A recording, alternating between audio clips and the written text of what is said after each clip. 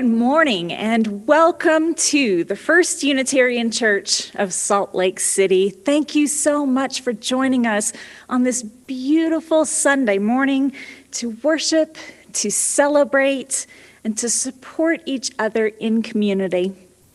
If you're visiting us for the first time, you are our special guest today. I encourage you to visit our website, slcuu.org,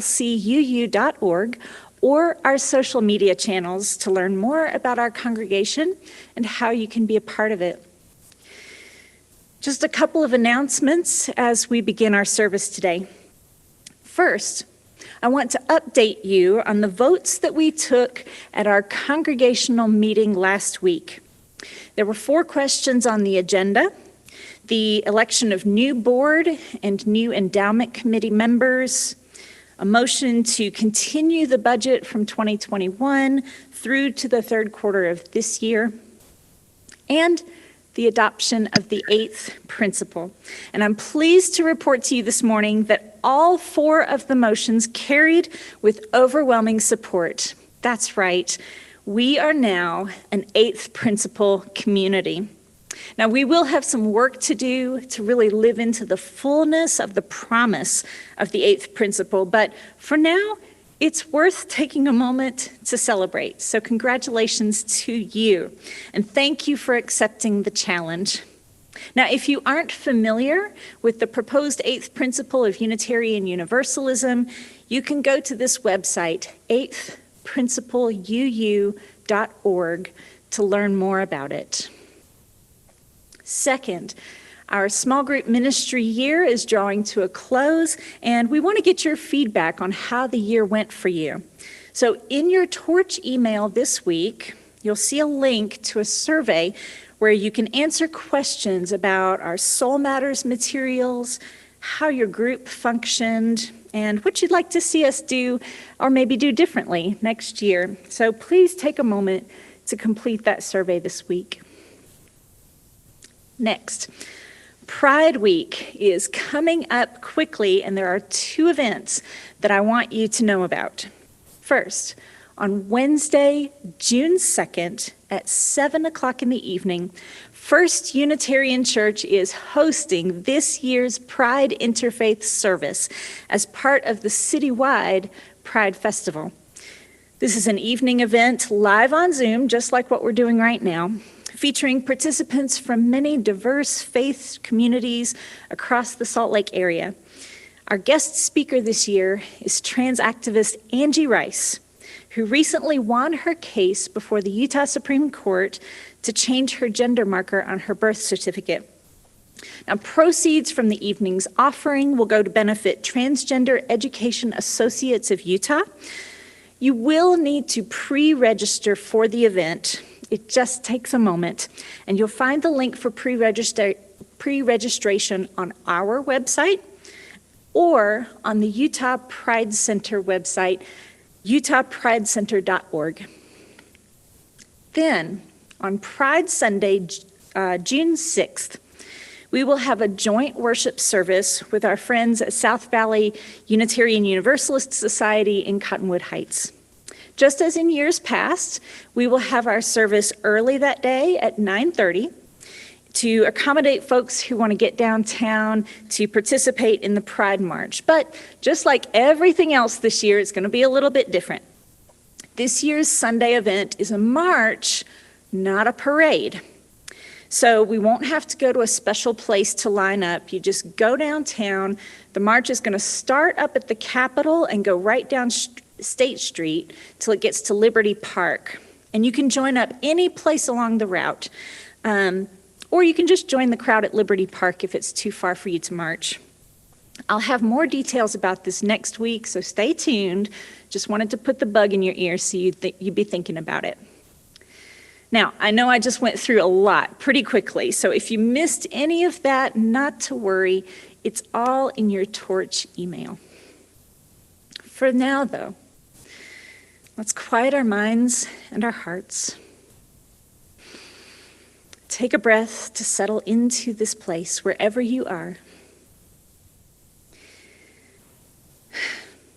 We begin our worship service today with the lighting of the chalice, today with these words by the Reverend Scott Taylor. Let this dancing light be our guide. Let it lure us into letting go of the worries, of the stiffness that sets in after all the striving, of the myth that productivity alone gives us purpose. This garden of life we've been given is a playground. The weeding can wait.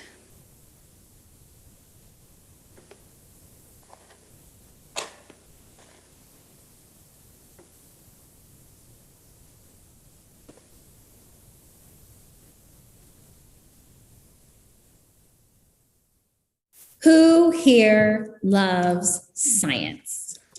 I have another DRE friend named Tim Atkins who loves science and shared today's idea with me. Science is one of the most important sources of Unitarian Universalism. I love science too, but it's not always so easy to learn.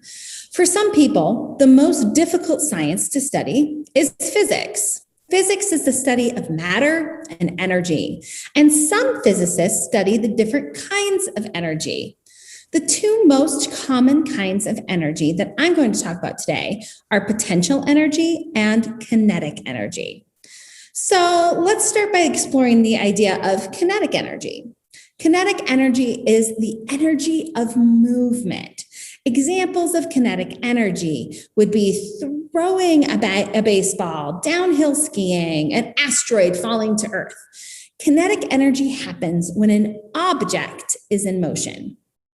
So what then is potential energy? Well, let's think about that word potential.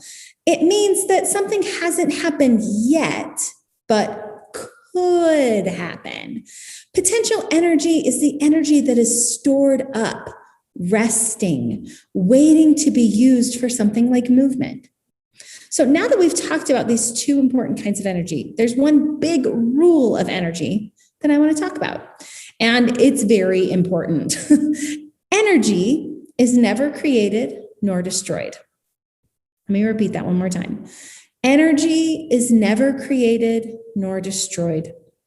It's one of the most important principles of physics. In fact, it's a law. It's called the first law of thermodynamics. To me, it's also spiritually meaningful rule of science. In short, this law means that energy never goes away. It just changes form. So I want to show you how energy can change from potential to kinetic. Now, let's look. I have my rainbow stick with a rainbow ball of yarn. So I have made a pendulum. A pendulum is a weight that's hanging on a string.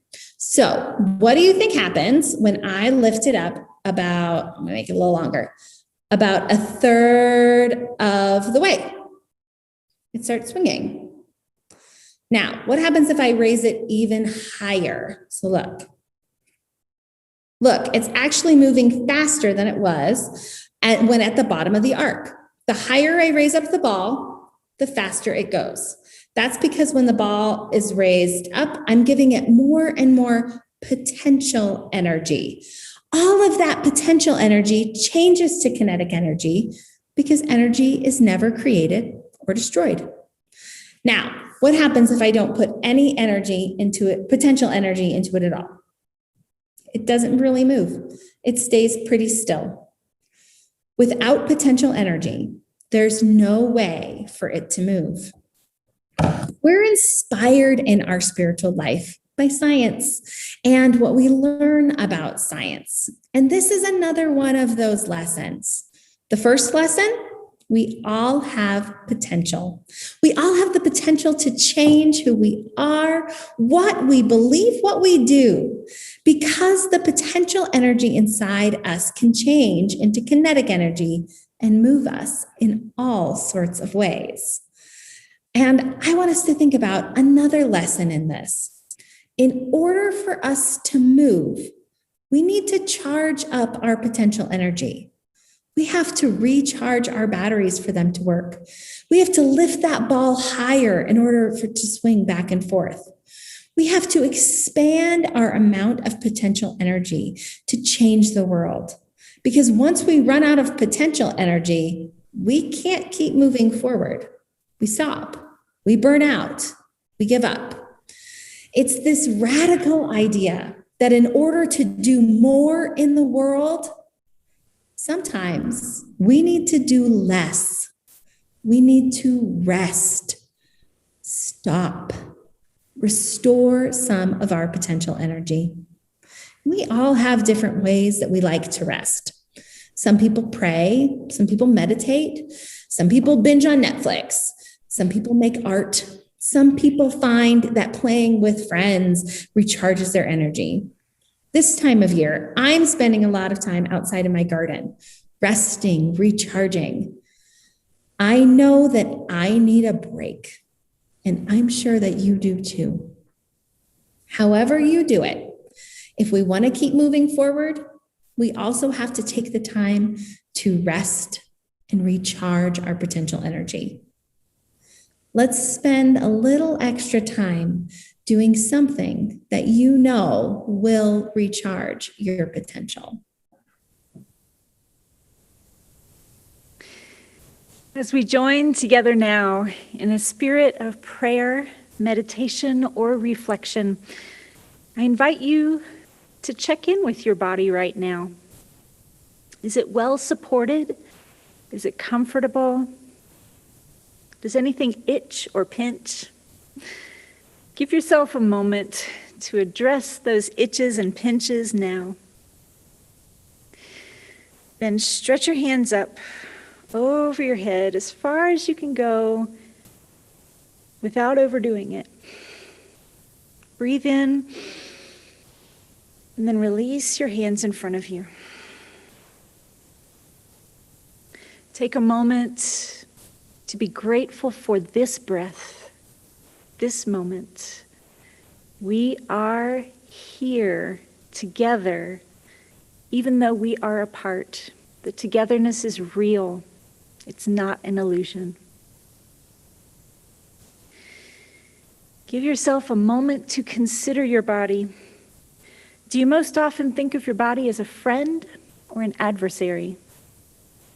Is your body an object, a car that your mind drives around to get where it wants to go? Or is your body a home for you, a place to belong? Whatever your relationship to your body, take a moment to say thank you to it for all it does for you, even if it's not perfect. Thank you.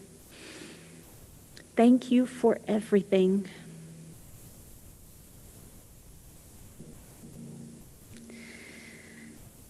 Prayers do not have to be spoken in words. Some of the most intimate and meaningful prayers are prayers of the body.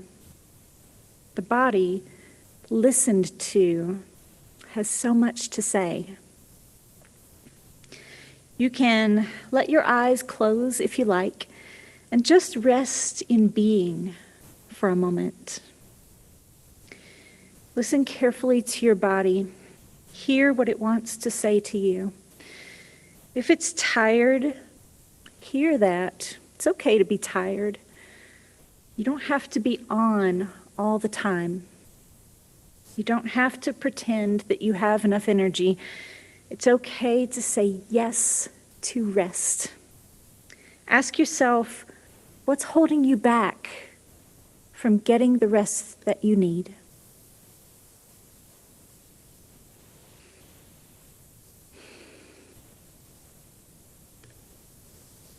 And when you're ready, slowly open your eyes and tell your body thank you for being honest.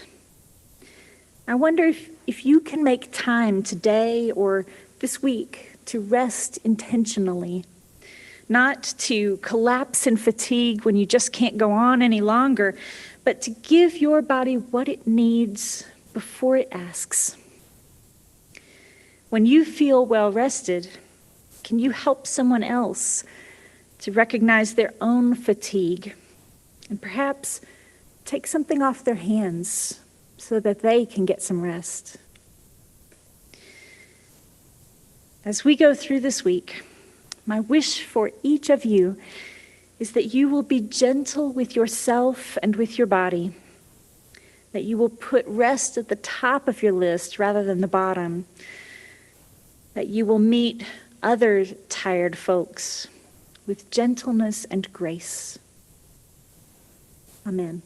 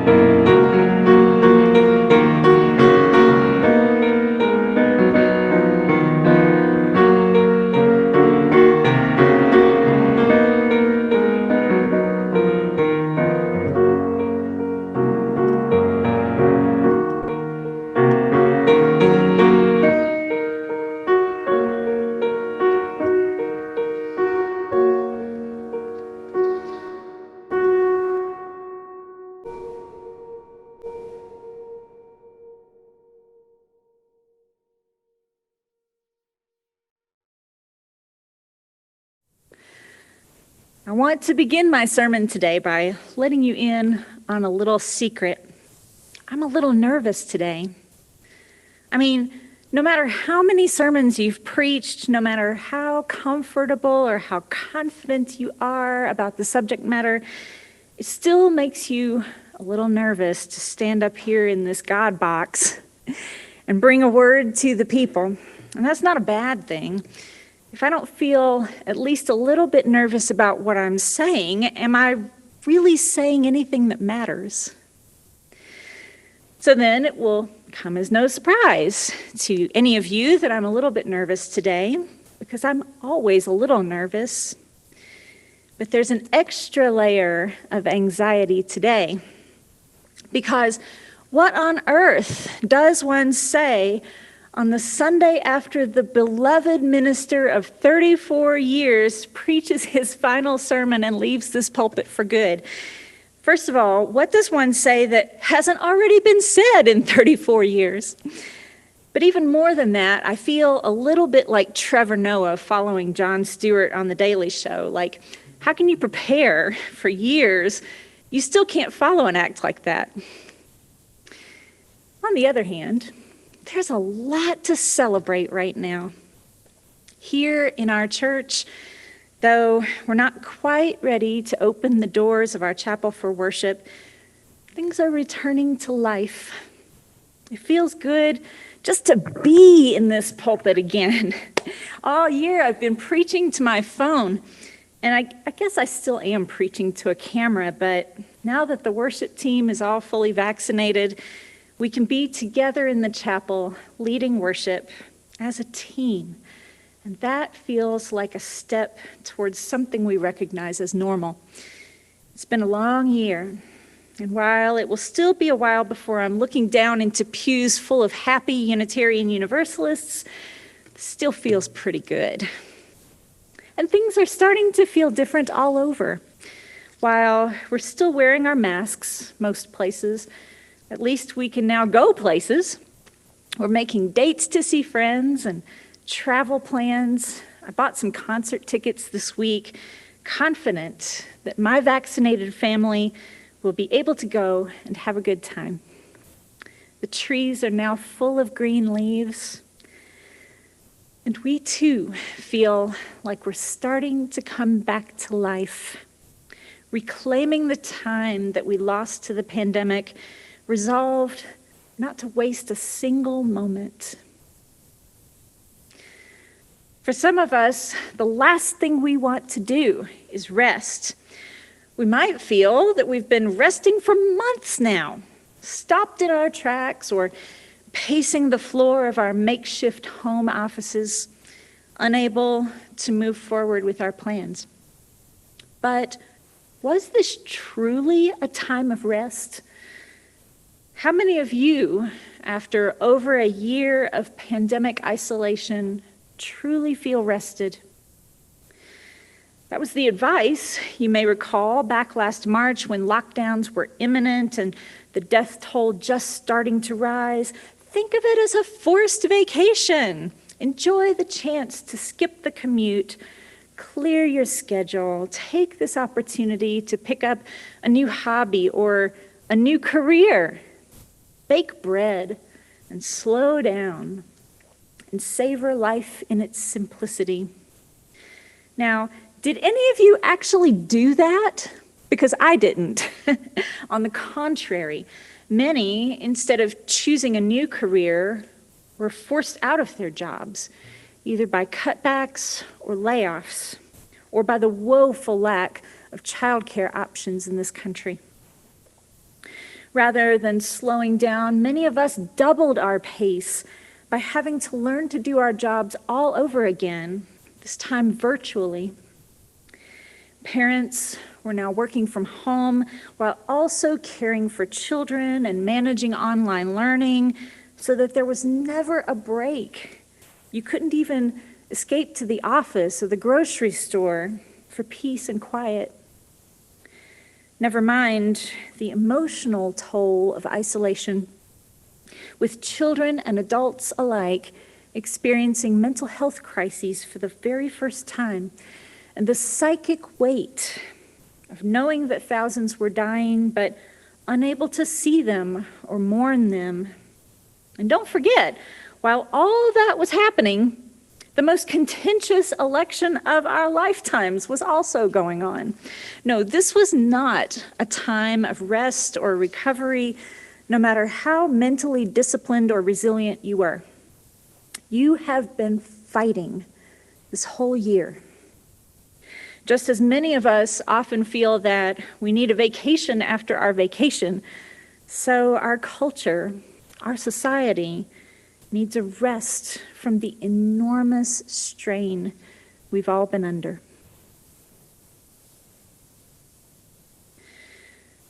We are in a liminal space right now, an in-between space where we've just emerged from something huge, but we can't really see what's ahead yet. It's like driving through a thick fog. You can see ahead a little ways, but you know you'll have to make a turn up ahead to get to your destination. We aren't really sure where we're going, and we aren't sure how long it will take. All we know is that we can't go back the way we came. We can keep driving forward, perhaps, and see where the road takes us, but it might be wiser to pull over for a while, rest, and let the fog clear so that we can more easily see the way ahead. We can consult the map and our fellow travelers and make sure that we are of one mind with a clear vision of the road and our destination. The writer Sonia Renee Taylor says, "We will not go back to normal. Normal never was.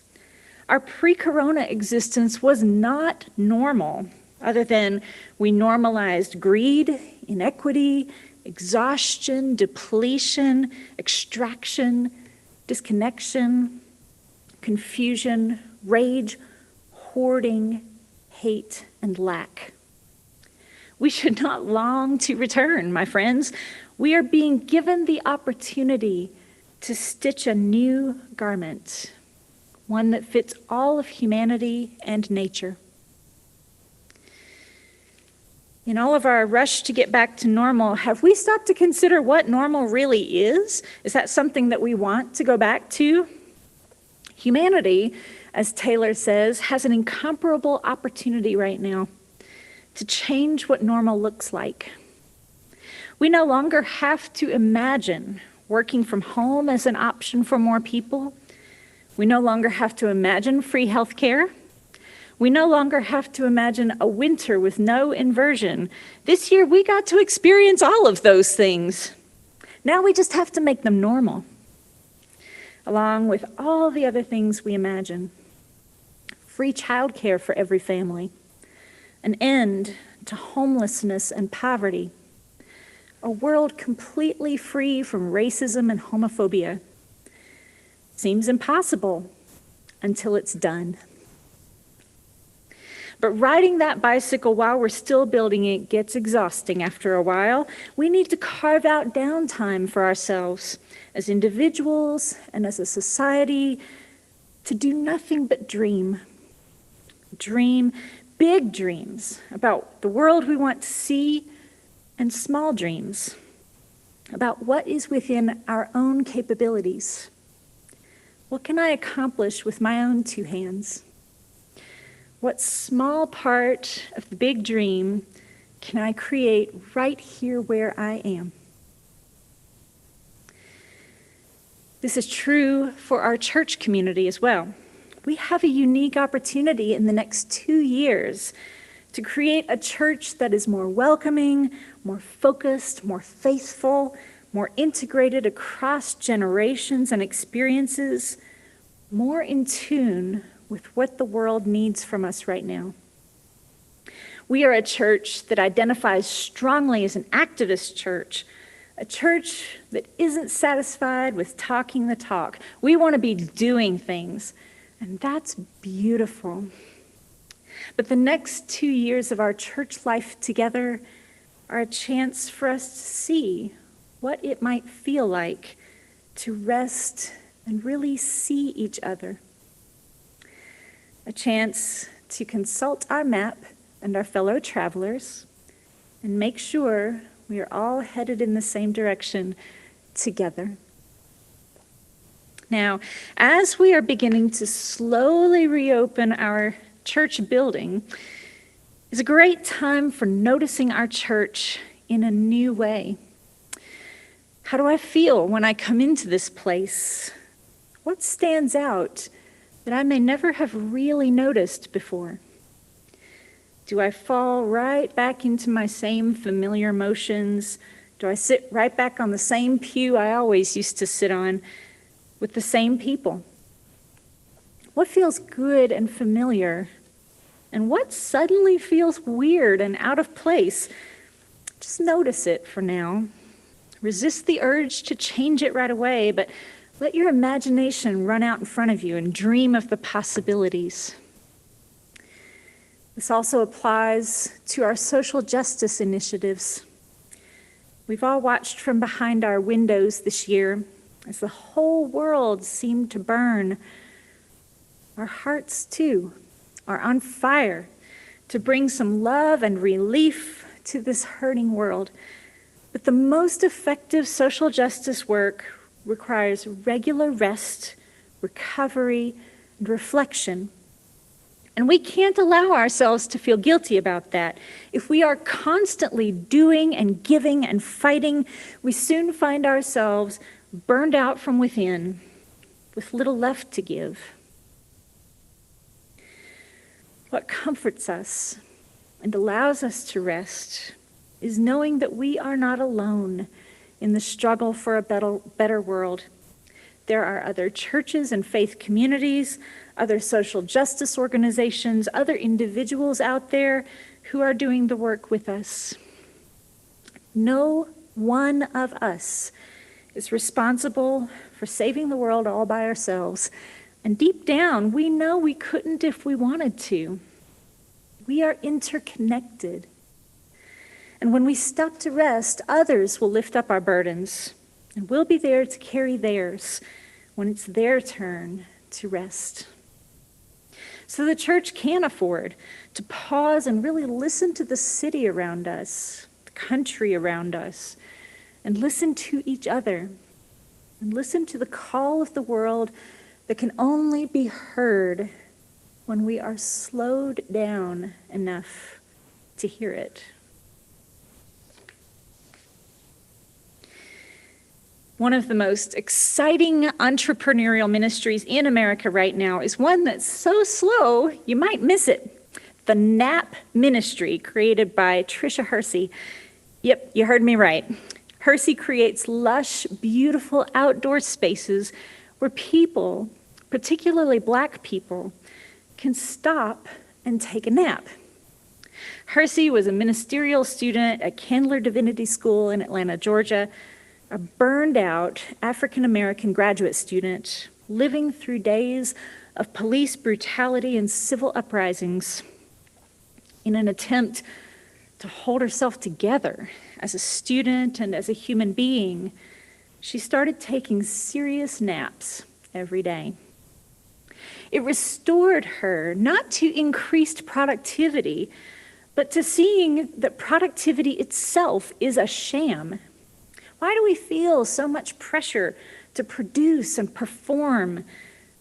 Hersey began to understand naps as a form of resistance to capitalism, even as a form of reparations to Black people as they reclaim the time they've sacrificed to a system they built but rarely benefit from. Hersey began to invite people to take naps seriously, to regard them as sacred time, like a Sabbath. From its earliest conception in Jewish practice, Sabbath was never a practice of goofing off, but a deliberate time of healing, of reflection, of enjoyment and pleasure, and intentionally, diligently resisting all forms of work. What if we, as a church, gave ourselves permission to slow down and take a Sabbath together? What if we could use this in-between time for rest and reflection instead of racing ahead to the next thing? What if we could allow ourselves to have questions that we don't know the answers to? Shouldn't be very hard for UUs. That's our stock in trade, isn't it? What if we could take time to just enjoy our church, to know ourselves and each other, not for what we do, but for who we are? What a beautiful church community we could be if we were intentional about this time as a time for deepening our relationships to one another and talking openly about our vision for this church. Does it mean that church will stop completely? Well, of course not. And I hope that each one of you is preparing to answer the call for volunteers that is coming very soon. If we're going to successfully reopen our church this fall, we're going to need everyone on board, ready to do the everyday work of having church. We're going to need ushers and greeters, auction volunteers, committee members, singers, office helpers, small group facilitators. We will need religious education teachers for all ages just at the moment when most parents are desperate for adult time away from kids. And kids probably wouldn't mind a little time away from their adults as well. There's no question. We will need lots of doers to do all the things that need to be done.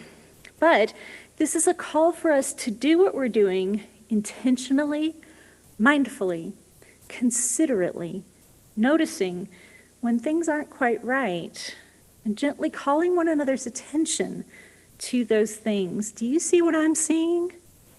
How shall we name this? How can we think about it differently? Rest is essential. It's not a luxury. Rest is a critical element of restoration. Recreation is intimately connected to recreating the world.